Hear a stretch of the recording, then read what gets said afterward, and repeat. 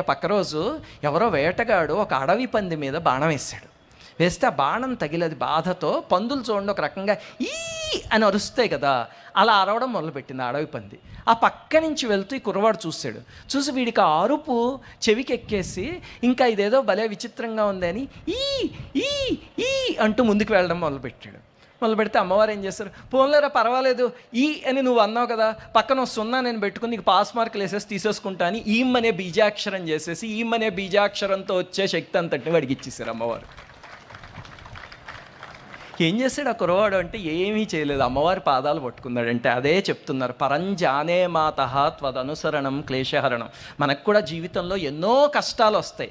ఎప్పుడు మనం చేసే దిక్కుమాలిన పని ఏమిటో తెలుసా, కష్టం రాగానే సానుభూతి కోసం ప్రయత్నిస్తాం. ఎప్పుడు కూడా చూడండి, మనకి పెద్ద కష్టం వచ్చింది అనుకోండి, ఇంటికి ఎవడొచ్చినా సరే ఏదో తిరుపతి లడ్డు పుచ్చుకొస్తే ఆ లడ్డు పక్కన పెట్టి ఏదో ఒక మాటలో మొత్తానికి